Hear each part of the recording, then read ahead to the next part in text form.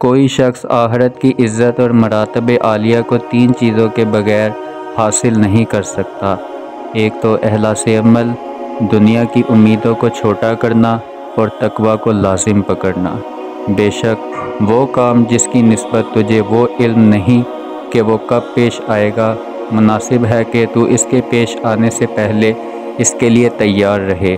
بے شک جس کی سواری دن اور رات ہیں، وہ یہ سمجھتا ہے کہ میں ایک جگہ ٹھہرا ہوں، مگر وہ ہر لحظہ سفر طے کر رہا ہے، اور وہ یہ خیال کر رہا ہے وہ آرام سے اپنے گھر میں مقیم ہے، مگر وہ ہر لمحہ مسافت کاٹ رہا ہے۔ بے شک تیرے آگے ایک مشکل گھاٹی آنے والی ہے، جس میں ہلکے بوجھ والے بھاری بوجھ والوں سے اچھے ہوں گے، اور تو اس سے اتر کر ضرور بہشت یا دوزخ میں جائے گا۔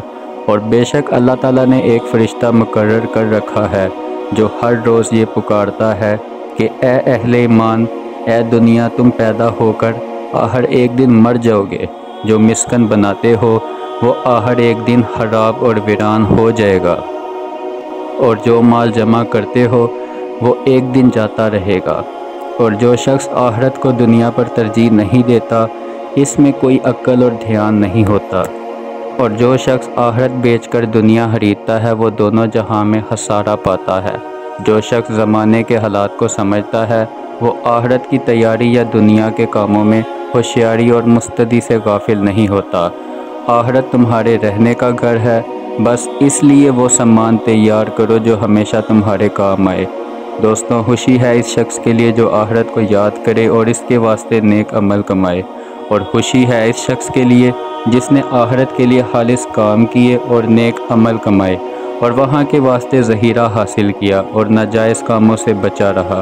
بلا شبہ آخرت میں صبر، رضا، خوف اور رجا سے بڑھ کر کوئی عمل تیرے حق میں اللہ تعالیٰ کی بارگاہ میں نفع نہ ہوگا۔ بے شک اللہ تعالیٰ کی بارگاہ میں پیش ہونے کے وقت محبت دنیا سے بڑھ کر کوئی کام تیرے لیے مضر نہ ہوگا۔ خداوند کریم نے جو نعمتیں تمہارے لیے بنا رکھی ہیں، اس کے مستحق اس طرح بنو، سچائی اختیار کرو اور آخرت کے خوف سے ڈرتے رہو۔ ایسی تمام باتوں اور کاموں سے پرہیز رکھیے جو آخرت اور دین کی خرابی کا باعث ہیں۔ لوگوں کے ساتھ خوش معاملگی سے برتاؤ کرو، اور اپنی تمام ہمت اور کوشش آخرت کی طرف متوجہ کرو۔ تمام فکر اور کوشش اس بات کے لیے کرو کہ قیامت کی بدبختی سے خلاصی اور وہاں کی مصیبت عذاب سے نجات اور بچاؤ حاصل ہو۔ قیامت میں اللہ تعالیٰ کے سائے میں اس شخص کو جگہ ملے گی جو دنیا میں اس کا مطیع و فرما بردار رہا ہے۔ تعجب ہے اس شخص کی حالت پر جو بدن کے تھوڑے سے دکھ اور تکلیف کے لیے مضر کھانوں سے پرہیز کرتا ہے، اور آخرت کے سخت عذاب اور دکھ کے خیال سے گناہوں سے نہیں بچتا۔ خوش بخت کو آخرت اور بدبخت کو دنیا کا فکر رہتا ہے۔ ان 4 ذائل سے اپنے آپ کو بچاؤ تاکہ آخرت سنورے۔ ایک تو حسد، کینہ، خود ستائی اور غضب۔ جو شخص آخرت کی نعمتوں کا متمنی ہے، وہ جب تک دنیا کی مرغوب چیزوں کو نہ چھوڑے گا تب تک جنت کی نعمتیں حاصل نہیں کر سکے گا، اور جو اپنی آخرت کی اصلاح کرتا ہے وہ ہر طرح کی خیر و خوبی میں کامیاب ہو جاتا ہے۔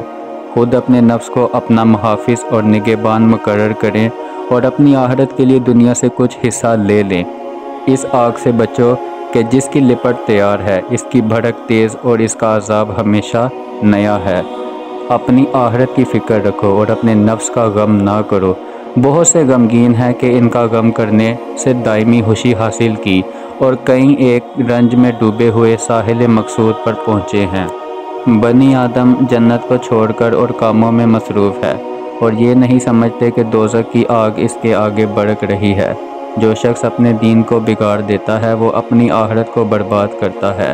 طالب آخرت کو چاہیے کہ اپنے تعلق والے لوگوں سے سچائی کے ساتھ معاملہ کرے، اپنی عقل کو حاضر ناظر رکھے اور آخرت کے بیٹوں میں شامل ہو جائے کہ وہیں سے آیا ہے اور اسی کی طرف لوٹ کر جائے گا۔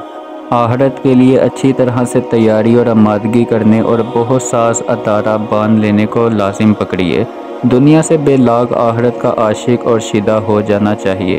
خوشی ہے اس شخص کے لیے جس نے آخرت کو یاد رکھا اور اس کے لیے بہت سا توشہ تیار کر لیا۔ دنیا فانی کو بیچ کر آخرت باقی خریدو، اور دنیا کی زائل ہونے والی چیزوں کے عوض آخرت کی دائمی نعمتیں حاصل کرو۔ آخرت کی یاد نفس کے امراض کی دوا اور ان کے لیے نسخہ شفا ہے، اور دنیا کی یاد نہایت لا علاج بیماری ہے۔ آخرت میں سب سے زیادہ غنی وہ شخص ہوگا جو دنیا میں سب سے زیادہ محتاج ہے۔ آخرت میں سب سے زیادہ حصہ اس شخص کو ملے گا جو دنیا میں کم نصیب ہے۔ بے شک آخرت اپنے زلزلوں کے ساتھ نزدیک آ گئی ہے اور اپنے سینے کے بل بیٹھ گئی ہے، اور نہایت قرب کے لحاظ سے گویا ابھی موجودگی ہے۔ آخرت باقی اور دنیا فانی میں امتیاز کرنا بہت بہترین نظر عمدہ سوچ ہے۔ اپنے سفر آخرت کی آسامی کا سامان کریے۔ اپنے بچاؤ اور نجات کی بجلی کو دیکھ کے کہیں کوئی بچاؤ کی صورت ہے؟ جو شخص آخرت کے عذاب کا خوف رکھتا ہے وہ برائیوں سے باز آ جاتا ہے۔ کیا کوئی ایسا نہیں شخص ہے جو اپنے کوچ کا وقت قریب آنے سے پہلے آخرت کے لیے توشہ تیار کرے؟ آخرت کے لیے بیٹے اور اس کے طلبگار بنو، اور دنیا اور اس کے مال و دولت کے فرزند نہ بنو، کیونکہ قیامت کے روز ہر ایک بیٹا اپنی ماں کے ساتھ ملحق اور شامل کیا جائے گا۔ تمام نیکیوں کا خلاصہ یہ ہے کہ انسان باقی رہنے والی آخرت کے لیے کوشش کرے اور دنیا فانی کو حقیر سمجھے۔ جو شخص آخرت کا طلبگار ہے اس کی نسبت اس کی جتنی امیدیں ہیں سب پوری ہو جائیں گی، اور دنیا میں بھی جو کچھ اس کے لیے مقدر ہو چکا ہے مل جائے گا۔ بے شک میں تمہیں یہ بات بتلاتا ہوں کہ آخرت کے لیے اچھی تیاری کرو اور اس کے واسطے بہت سا سامان مہیا کر لو۔ جتنے نیک کام تم نے دنیا میں کیے ہیں وہ سب وہاں تمہارے سامنے دھرے جائیں گے، اور جو مال تم نے دنیا میں چھوڑا ہے اس پر ندامت نہ اٹھاؤ، اور تمہیں اپنے کیے کا بدلہ ضرور ملے گا۔ عقل کی خرابی براہ راست سے ہٹائی جاتی ہے اور آخرت کو بگاڑ دیتی ہے۔ بہت سے لوگ ایسے ہیں کہ دنیا میں دوسرے لوگ ان کی نعمتیں اور خوشحالی دیکھ کر ان پر رشک کرتے ہیں، مگر وہ آخرت میں ہلاک اور برباد ہونے والی جماعت میں شامل ہوں گے۔